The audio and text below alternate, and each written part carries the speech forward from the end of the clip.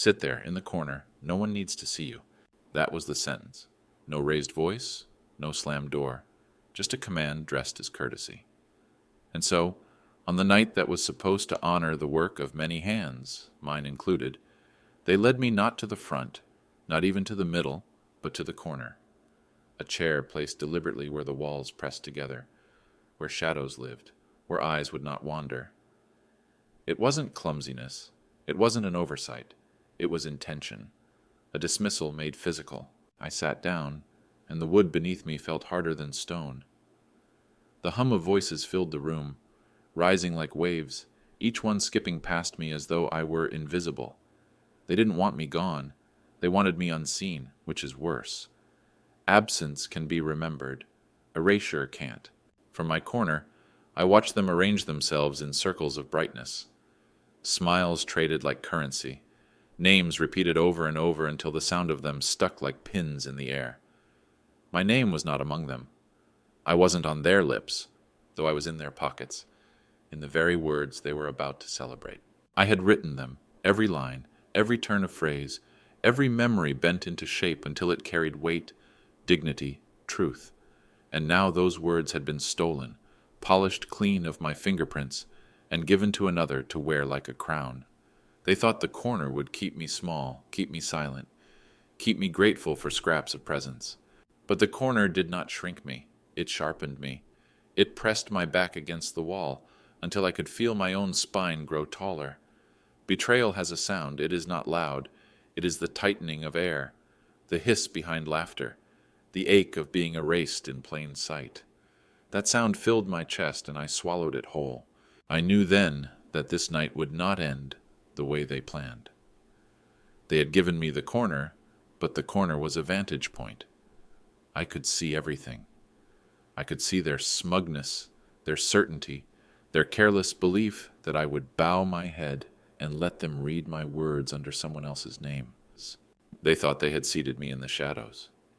But what they did not understand, what they could never understand, is that the corner remembers, and the corner holds its witness until the moment the truth chooses to stand. Friends, let me take a short pause here. Write in the comments, where are you listening from? Has anything like this ever happened in your life?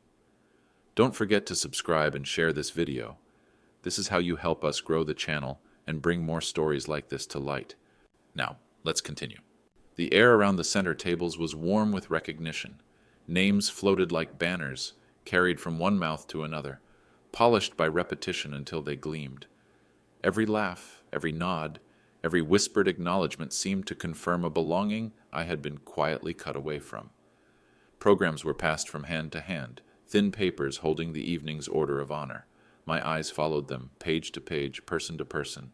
They bent their heads close together, whispering, their lips curving with approval when a certain name appeared, when a certain speech was credited.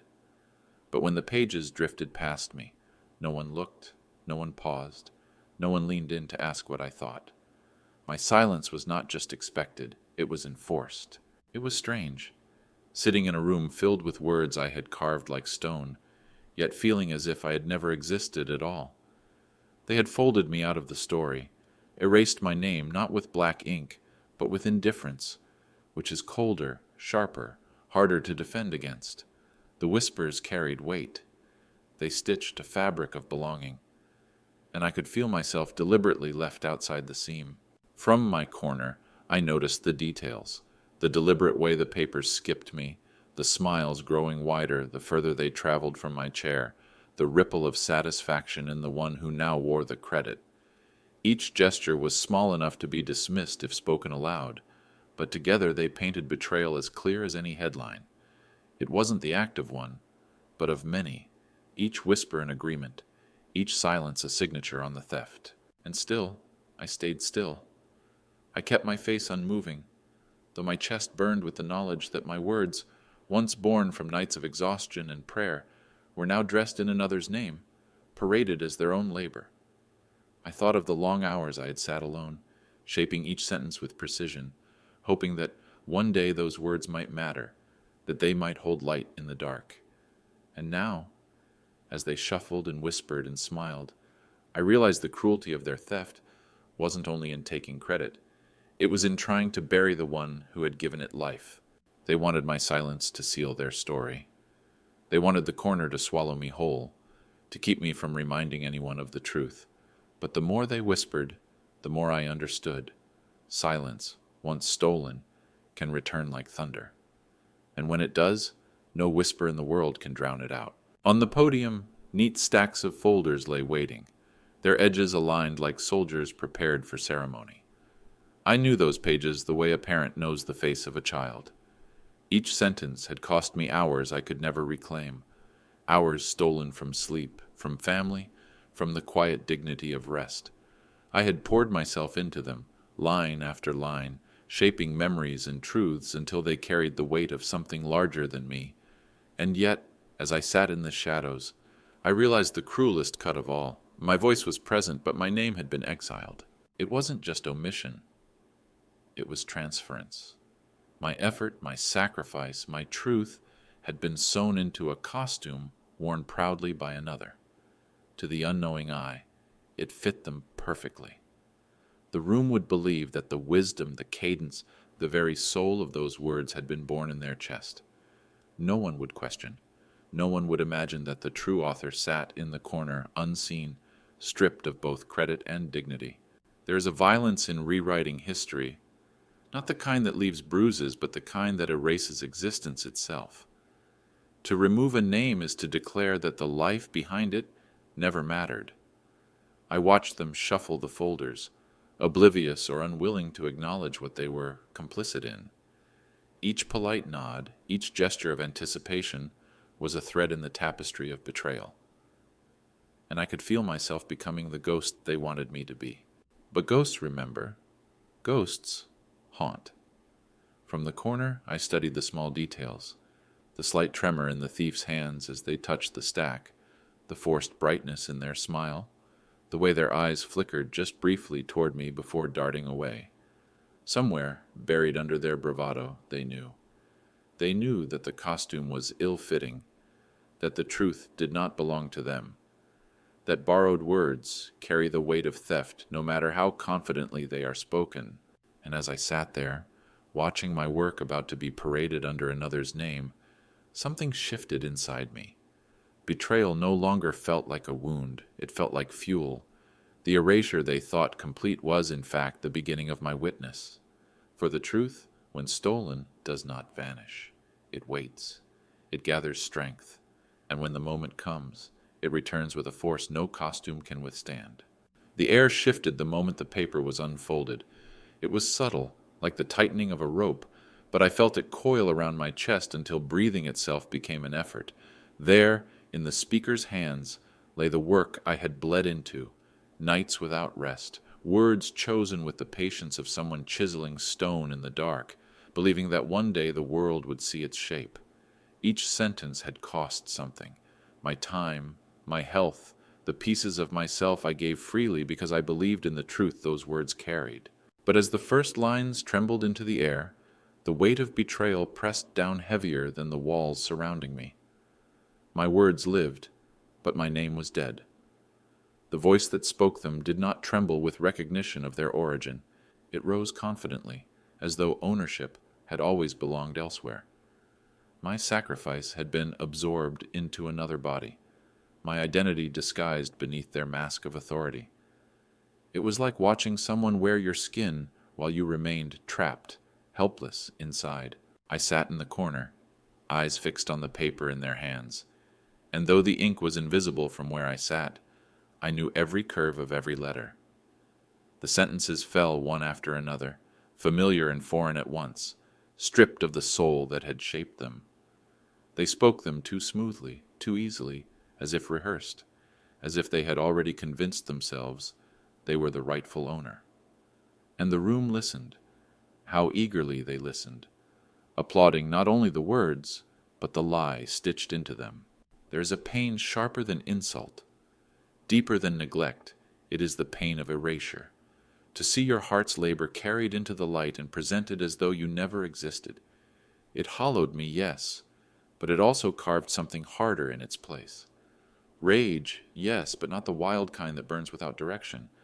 This was quieter, heavier, an anger that settled like stone inside my chest, promising it would not be moved until justice had been spoken. From my corner, I watched the thief hold my sacrifice as if it were theirs, and I realized something bitter but true. They could not have written those words because they had never lived the nights that made them. They could rehearse, they could recite, but they could never bleed what I had bled. And that difference, the raw truth that only the real author carries, would one day betray them, even if every person in that room chose to look away tonight. The weight of betrayal sat on me, but it sat on them too, whether they admitted it or not. And as they continued to speak, their voice lifting with borrowed eloquence, I tightened my grip on the truth. They had stolen the moment, but they could not steal the reckoning that waited in silence, gathering power, preparing to rise. The walls pressed against me, not with cruelty, but with a strange kind of shelter. They had placed me in the corner as if to banish me from sight, to shrink me into nothingness. Yet the longer I sat there, the more the corner transformed. It was no longer exile. It was a vantage point. From this place, every detail unfolded before me, with a clarity I might have missed had I been seated among them. I saw the tremble in the thief's hand, the eager leaning of those who believed the lie, the careless indifference of the ones who should have known better. And I felt my chest thunder with a rhythm that refused to break. My pulse was loud in my ears, louder than their applause, louder than their whispers. The corner caught it, held it, magnified it. I realized that this space, meant to humiliate me, was instead becoming the one place that could contain the storm raging within. To sit among them would have fractured me. I would have been forced to wear a mask, to feign acceptance of the theft. But here, in the shadow, I could be honest with my fury. The corner absorbed it, held it intact, kept me from shattering beneath the weight of betrayal. There is a silence that breaks a person, and there is a silence that steadies them. Mine was becoming the latter. They thought they had reduced me to a spectator, but I was more than that. I was a witness, and witnesses remember. Witnesses carry truth through the fire until the world can no longer deny it. My stillness was not defeat, it was preservation. Every breath I took, every heartbeat that struck like a hammer inside my chest, was a reminder that I remained, that I endured, that I would not be erased by their performance. From my place in the corner, I studied the audience. Their faces glowed with approval, their hands ready to clap on cue, their loyalty shifting toward the figure at the podium. I saw how easily people surrendered to appearances, how swiftly they traded truth for comfort, integrity for belonging. And it cut deeper than the theft itself. Betrayal is rarely solitary. It thrives in the consent of the many. Every nod, every smile, every careless glance away was a silent agreement that I did not matter. But the corner heard me. It knew my name when their mouths did not. It held my dignity when they tried to strip it away. The corner became my ally, the place where I could gather myself while the stage betrayed me. I sat still, not because I was broken, but because I was preparing. Stillness is not always surrender. Sometimes it is the sharp inhale before the strike, the waiting of a wave before it crashes onto the shore. They had given me a corner, and they believed it had diminished me. But they did not understand that corners do not erase, they preserve. And when truth finally rises, it rises strongest from the very place it was once buried. They smiled as though nothing was stolen, as though theft could be erased by applause, as though betrayal could be camouflaged beneath the sound of polite laughter. Their faces shone with the kind of joy reserved for triumph, yet the triumph they celebrated was built on my silence, on my erasure. I watched them, family, colleagues, people who once claimed to stand beside me, and in their eyes I saw no hesitation, no shadow of doubt, only agreement, only loyalty to the lie. The applause came in waves, crashing against the walls, until the room itself seemed to vibrate with it. But underneath the sound, I heard the rot. It was in the way they leaned toward the thief, eager to attach themselves to borrowed brilliance. It was in the way they nodded, as if they were confirming something they had known all along, that my place was not among them, that my labor was useful only until it could be claimed by another. Their clapping wasn't just approval, it was complicity. Every hand striking together was a nail driven deeper into the coffin of my name. I searched their faces, desperate to find even one pair of eyes that carried unease, one flicker of conscience, one recognition that what they were cheering for was not greatness, but deception. But their gazes slid over me like water over stone. Some avoided looking at me altogether, as if my presence was an inconvenience they did not wish to confront. Others looked directly at me, but with the kind of blankness that wounds more than hatred. Not contempt, not anger. Worse, indifference. The ones who should have defended me, blood relatives, lifelong colleagues, those who had once leaned on my strength, had chosen silence. Perhaps it was easier to celebrate the story as it was presented, easier to bask in the comfort of belonging than to risk the discomfort of truth. Loyalty, I realized, had become blindness. Their allegiance was not to justice or honesty, but to the smoothness of the lie, the convenience of a performance that cost them nothing. In that moment, I felt something colder than anger settle over me. Betrayal burns at first, but prolonged, it turns to ice.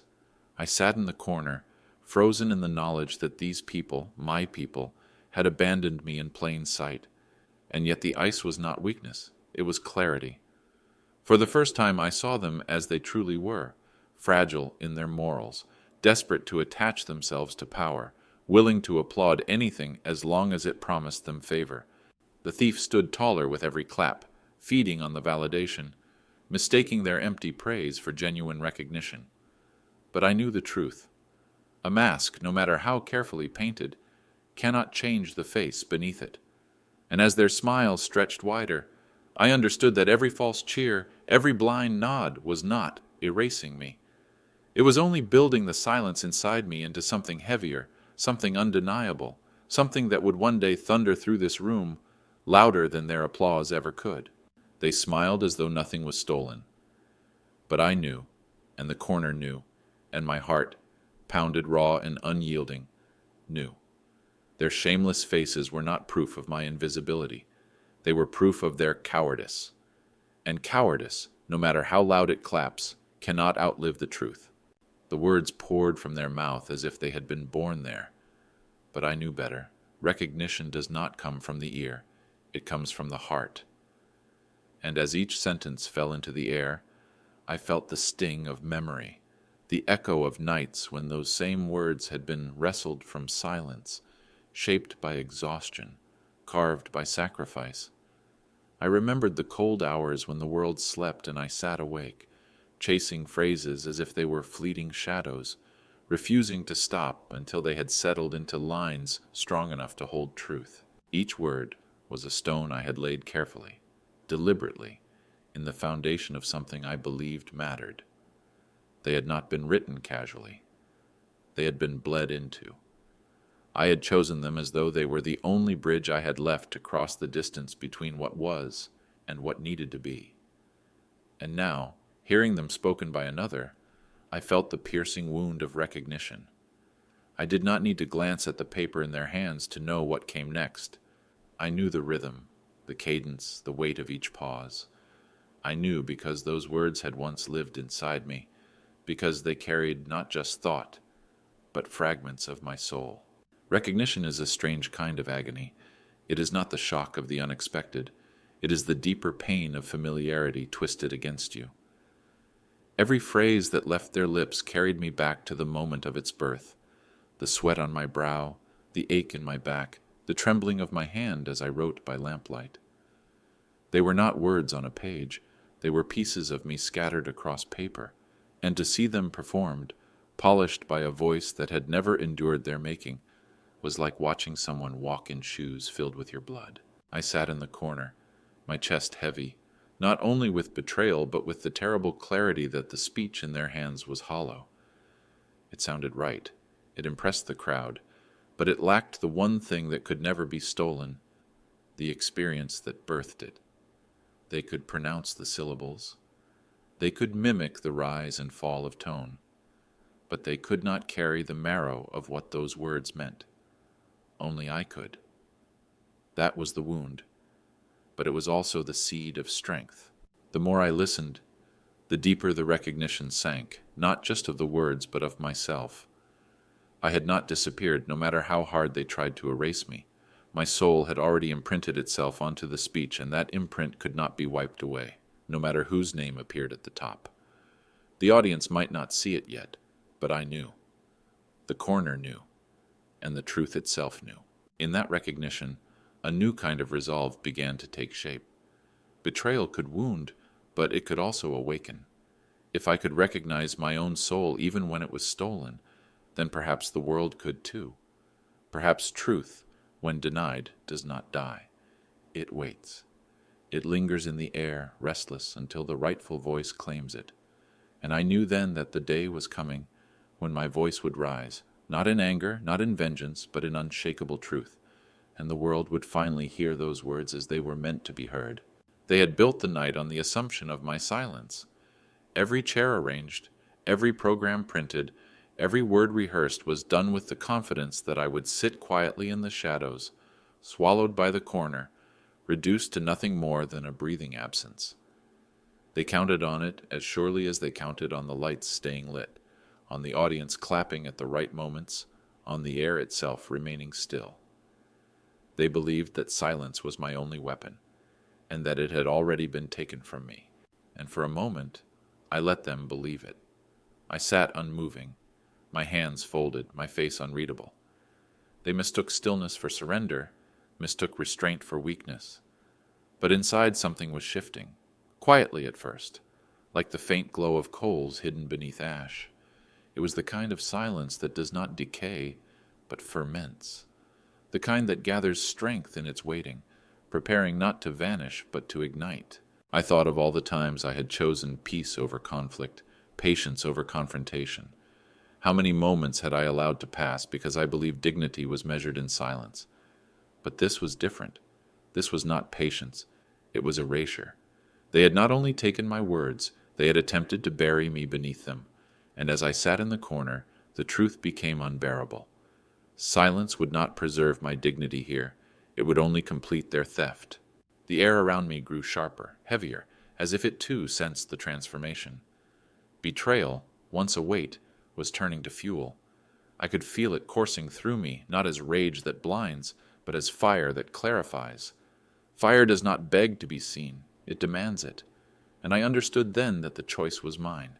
Either let silence rot me from within, shrinking me into the ghost they wanted me to be, or let it burn, let it blaze, let it rise until no corner could contain it. I chose fire. It did not roar all at once. It smoldered, building in the pit of my chest, stretching into my veins, sharpening my gaze until every detail of that room became etched into me. The smug curve of the thief's mouth as they basked in applause. The eager nods of those who clung to the lie as if their comfort depended on it.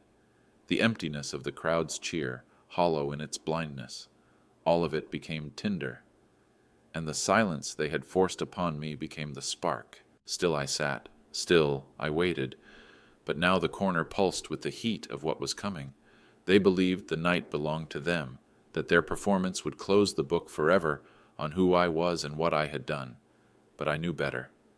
The fire was awake, and when the moment came, it would not be a whisper or a plea. It would be an inferno, and it would consume every shadow of their lie. They thought they had silenced me, but what they had done instead was give me the one gift they never intended, the power of fire, born in silence. And once that fire caught, there would be no applause loud enough, no lie thick enough, no mask strong enough to put it out. The fire inside me had burned long enough in silence. My body, until then still and disciplined, finally betrayed the storm within by a single movement, small, almost imperceptible, but filled with the gravity of 1,000 nights. Slowly, deliberately, my hand lowered toward the bag resting at my feet. To anyone watching, it might have looked casual, even meaningless, but I knew. That motion was not casual. It was the turning of the tide. The leather was cool under my fingertips, worn from years of carrying fragments of my life. Within it lay the only weapon I needed, not anger, not accusation, but proof. The draft, my draft. The pages were thick with my handwriting, each line etched by the press of my own hand, each date and mark an unshakable testament to truth. Not a copy, not a variation, not something that could be dismissed as coincidence or plagiarism. The original, the origin, the heartbeat of what they now paraded as their own. I could feel the weight of it even before I unzipped the bag, as though the papers themselves carried memory. I remembered the ink stains on my fingers, the scratches where the pen had dug too deep in moments of exhaustion, the smudges left by hands too tired to keep steady. Those imperfections, invisible from a stage, were my fingerprints. They were the scars of creation, the evidence no thief could replicate. My hand lingered on the zipper, and I realized the enormity of the moment. Once I brought it out, there would be no return to the quiet corner, no safety in silence. The world, so content to look away, would be forced to see. And I would not just be standing against one thief. I would be standing against every smile, every nod, every clap that had enabled the lie. The draft was not just proof, it was confrontation in its purest form. The thief continued to read, oblivious to the shift that had begun. Their voice carried my sentences with practiced confidence, their gestures smooth, their eyes lifted toward an audience that was already theirs. They did not notice the slow curl of my fingers around the leather handle, did not sense the tremor of history about to break open. They believed I had been caged by the corner forever, and perhaps that belief was their greatest mistake. I unzipped the bag with care, each tooth of the zipper sounding louder in my ears than the applause, louder than the voice at the podium. My chest pounded, not with fear but with inevitability. For months, perhaps years, I had given myself away quietly, hoping dignity alone would shield me. But dignity without defense is too easily buried. Tonight would be different. Tonight my dignity would stand, signed and dated in black ink, undeniable, unaltered. When my hand closed around the papers, a current surged through me. The draft was not just paper. It was the truth, incarnate, patient but unyielding, waiting for this very moment. As I lifted it from the bag, I felt as though I were lifting my own name out of a grave they had dug for me. And I knew, when I rose, when I let these pages meet the light, no corner, no silence, no lie could ever hold me again. The moment came without announcement, without permission. It began with the soft rustle of paper, a sound so small it should have been swallowed by the air, yet it cut sharper than the applause, sharper than the voice at the podium. My fingers trembled, not with fear, but with the weight of inevitability, as I unfolded my draft. Each crease releasing, each page spreading open, was not just an action, it was a declaration, a protest, a resurrection of the truth they thought had been buried. I rose from the corner slowly, deliberately, as though lifting the weight of generations with me. The chair scraped against the floor, its echo louder than the speaker's voice. Heads turned, conversations halted mid-breath, and for the first time all night, the room saw me, not as an inconvenience hidden in shadow, but as a presence that could no longer be ignored. The paper in my hand caught the light, its edges glowing faintly like a torch carried into a cavern. The speaker faltered. Their words tripped and collapsed in their throat, choking on the sudden silence that had spread across the hall. That is the thing about theft. It thrives only when unseen.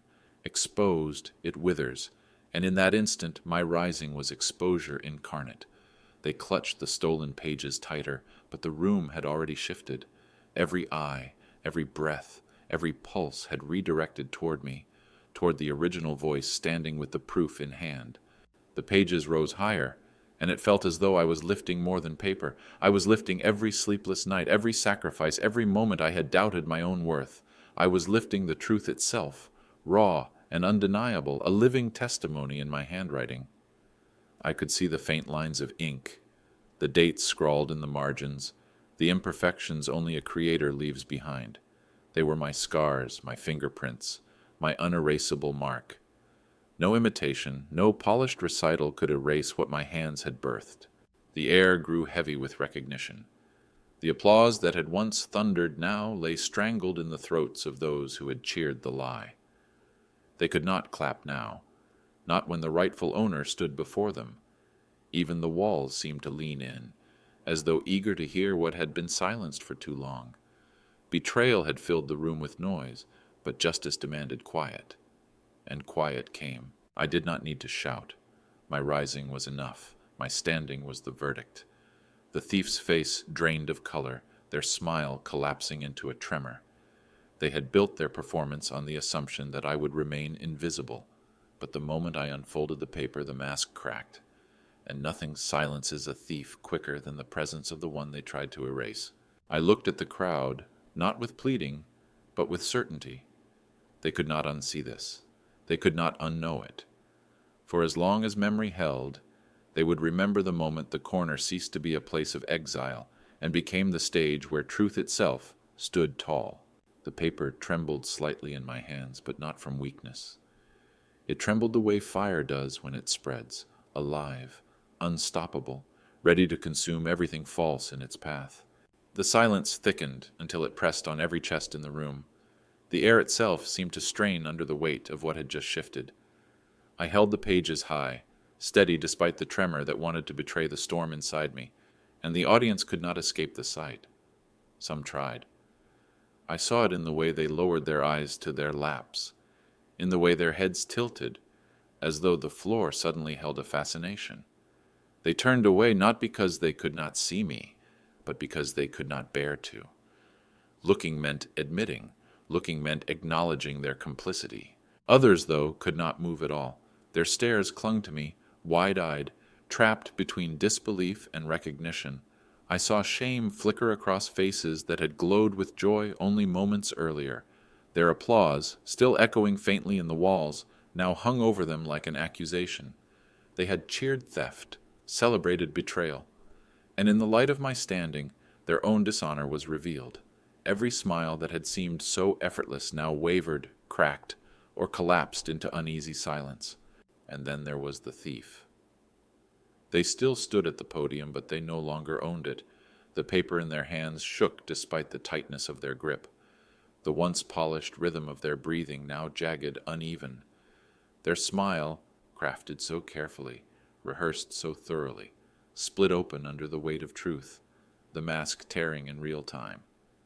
It was not rage I saw in their eyes, nor even defiance, but fear. Fear of the undeniable. Fear of the one thing a thief cannot fight, evidence. I watched them attempt composure, their lips twitching as if to form the next sentence, but the words withered before reaching air. It is impossible to keep speaking when the lie is no longer fed by silence. Their power drained with every second I stood there, holding up the pages they could never replicate. They had believed their performance invincible, but justice had a way of unraveling masks with a single tug of truth. And the audience, oh how they shifted. I saw alliances dissolve in their eyes, saw the careful balance of loyalty collapse under the weight of conscience. Some looked at me with something that resembled apology, others with fear of being caught in the tide of exposure. A few, the weakest, turned their gazes back to the thief, desperate to pretend nothing had changed, clinging to the illusion even as it disintegrated in their hands. But most could not look away from me. Their silence was not rejection, it was recognition. Recognition that I had been there all along, that the corner they had allowed me to rot in was in fact the place where truth had been waiting to rise. I felt no triumph in their shame, only the inevitability of it. This was not revenge, it was revelation. They had forced me into invisibility, but invisibility has a strange kind of power. When it breaks, it blinds. They could not unsee me now. They could not return to the comfort of ignorance. The thief's smile had cracked, their borrowed crown had slipped, and the faces around them bore the evidence of a truth too heavy to deny. For the first time that night, I felt the weight shift off my chest. Not entirely. Betrayal leaves scars too deep for sudden relief, but enough for breath to return. And as I looked out over the room, watching them squirm under the rawness of exposure, I knew the battle was no longer mine to fight. The truth itself had stepped forward, and it was demanding their eyes. The thief's lips parted again, trembling as they tried to push forward, to force the performance back into motion, as though momentum could disguise the fracture that had already split the night apart. Their voice hovered on the edge of the next stolen line, the next thread pulled from the fabric of my labor. But before the words could fall, I spoke. My voice did not rise like a shout, nor crash like thunder. It came steady, calm, but carrying a weight no microphone could amplify. The same words they had held hostage now returned home, clothed in the cadence of the one who had birthed them. Each syllable bore the imprint of sleepless nights, of pen pressed too hard against paper, of sacrifices invisible to all but me. The air shifted instantly. Where their reading had been a performance, mine was something else entirely, a living testimony. The room froze. Some leaned forward, caught in the strange familiarity of the words they had just heard, now transformed, alive in a way they hadn't been seconds before. It was as though they were hearing them for the first time. The rhythm, the breath, the pauses, those were mine, born from the marrow of my experience. They resonated differently because truth always does. Truth carries an echo that cannot be imitated, a resonance that seeps into bone. The thief stopped mid-motion, their face paling as though struck. Their hands still gripped the paper, but it was useless now. It was no longer theirs to wield. With every line I spoke, their hold unraveled. The authority drained from them, flowing back to where it belonged. They stood frozen, a silent actor in a play that had moved on without them, while I spoke my own words into the space that had denied me. I did not glance at the crowd, but I felt them shifting. The earlier applause, so hollow and careless, seemed to echo with shame now. This silence was different from the hush of anticipation. It was the silence of recognition, the silence of a courtroom when the verdict is about to fall. They knew. They could not pretend anymore. My voice had cleaved through their complicity, and the lie had no refuge left. Each sentence grew steadier, stronger, not because I forced it, but because the words belonged to me. They recognized their rightful owner, just as much as I recognized them. It was as though the paper itself breathed easier in my hands, relieved to be free of the mask it had been draped in. I read not to prove myself, not to reclaim applause, but simply to let truth live again in the voice that had birthed it. And when I paused, the silence that followed was not emptiness. It was reverence. They had heard these words before, but now they understood them.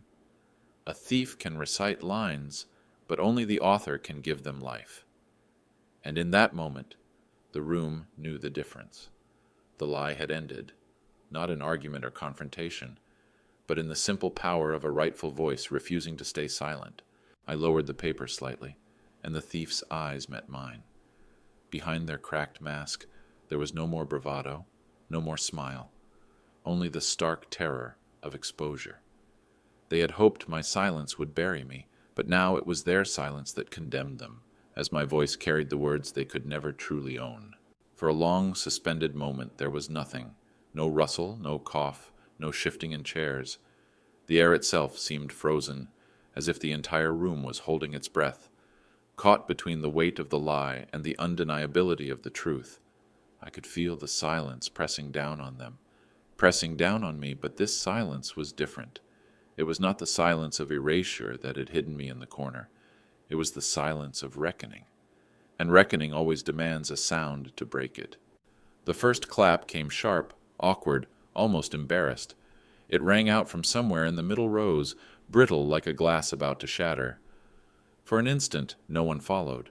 The room teetered on the edge, the audience paralyzed by the knowledge that any applause now was an admission, that they had been wrong, that they had cheered the thief while the rightful author sat unseen among them.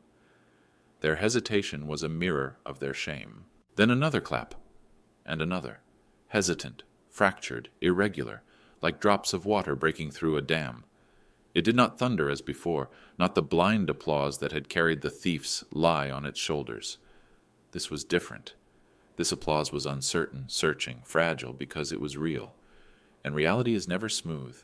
It stumbles before it learns how to stand. I felt no triumph in the sound. It did not lift me, did not fill me with joy. Instead, it pressed heavier on my chest, crushing the silence that had tried for so long to bury me. Their clapping was not a gift, not an honor bestowed. It was a confession. Each pair of hands striking together admitted what their mouths could not. They had looked away. They had been complicit. They had allowed my erasure to pass as truth. And now, with their hesitant rhythm, they sought absolution. I did not smile. I did not bow.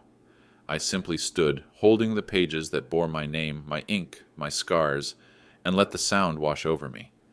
I wanted them to feel the weight of it, the difference between empty celebration and reluctant recognition. This was not applause for a performance. This was applause for survival. For truth clawing its way out of the grave they had dug for it. The thief lowered their gaze, their hands trembling uselessly at their sides. No one looked at them anymore. The spotlight, once so eager to illuminate their false crown, now burned them with exposure. Applause is fickle, I realized.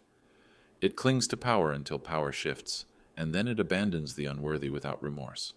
But this applause, fractured though it was, did not belong to them. It returned to me, late and imperfect, but undeniable. And still I felt no victory. Only the raw, heavy justice of knowing that the silence had finally broken. They could not erase me now, no matter how many names they printed on programs, no matter how many chairs they shoved into corners. The sound of hands striking together, even hesitant, even stumbling, was proof that truth, once spoken, cannot be unheard. The applause grew steadier, stronger, as though the room itself realized that honesty required courage, even if found late. And I stood unmoved, not basking in it, but bearing it. Because this sound was not a celebration. It was a verdict. And I was the only one in the room strong enough to carry it without breaking. The corner, once meant to be my cage, now stood revealed as the place where truth had been waiting all along. They had sent me there to be hidden, to be forgotten, to shrink beneath the shadows of walls and distance. They thought the corner would erase me, that invisibility would silence me. But when I rose, when the paper shook with the sound of my voice, the corner itself transformed. It was no longer exile. It became witness. It became altar. It became the ground where justice took root and stood tall. Every eye in that room turned, and though they had looked past me for the entire night, now they could not unsee. They understood with an ache that burned their silence into shame. The truth had been sitting in plain sight, placed deliberately where no one wanted to look. My presence in that corner was no accident. It was proof of their betrayal, proof of their blindness. The very place they had hoped would bury me had become the stage from which their lie unraveled. I thought back to the beginning of the evening, the smug faces, the stolen words, the thunder of false applause, and I saw it now for what it was. Fragile theater built on borrowed pride.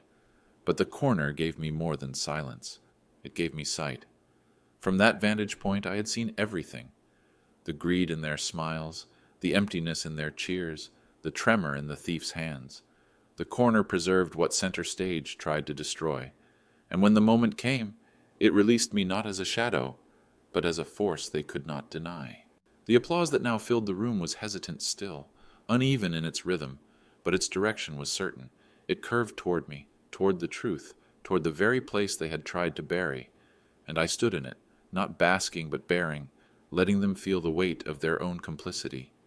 The corner had marked me with invisibility, but now it marked them with guilt. Every eye carried the knowledge that they had allowed me to sit there, alone, while my words were stolen and paraded. And that knowledge would not fade. It would haunt them long after the night was over. I did not move back to the center. I did not need to. The power of the moment was not in the podium, not in the spotlight, not in the seat of honor. It was in the truth, rising from the very ground of humiliation, reclaiming its name. They could move chairs, print programs, rearrange their rituals as much as they pleased, but the memory of this night would always return to the corner, the place where silence turned to fire, the place where erasure collapsed into revelation, the place where justice stood patient and unyielding until it was ready to be seen. The corner had once been their weapon, now it was mine, and every soul in that room knew it. When the final words left my lips, they did not fall like borrowed lines. They landed like stones set back into the foundation where they had always belonged. I did not raise my hand for silence. I did not demand their recognition. I simply let the words stand, breathing in the air that had once carried only betrayal and now carried truth. The room, heavy with the aftermath of its own complicity, could no longer pretend that it did not know where those words had been born. I did not bow. I did not ask for applause. Recognition, in the shallow form they had once offered the thief, was beneath what had just happened. I did not need them to acknowledge me, because the proof was already undeniable. The truth had been spoken by its rightful voice, and that voice could never again be erased. Whether they admitted it openly or buried their shame in silence, the memory was already carved into them. They would remember who had stood, who had spoken, who had reclaimed the words that once lived in shadows.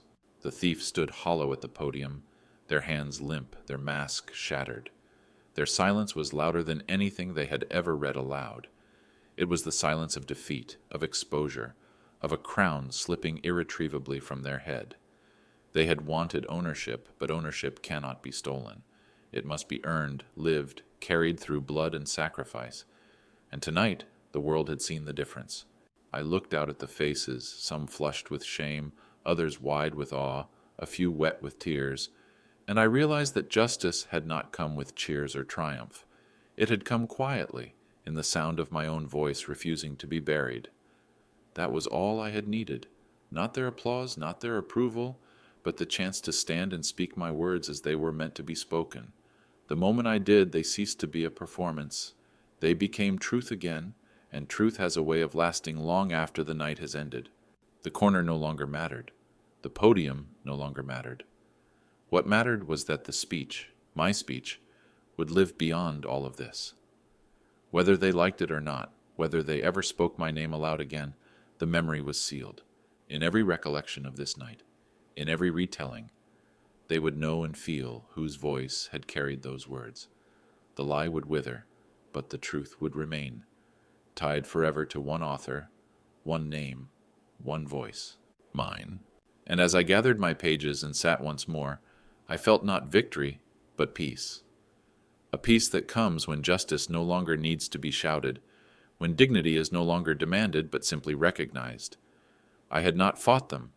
I had not begged them. I had not argued my worth. I had spoken, and that was enough. The rest would linger long after the lights dimmed and the room emptied, an echo that could never be stolen again. Justice had come, not in thunder or applause, but in the quiet certainty that my voice would outlast their silence. And for the first time that night, I felt the weight lift. My words were mine again, forever,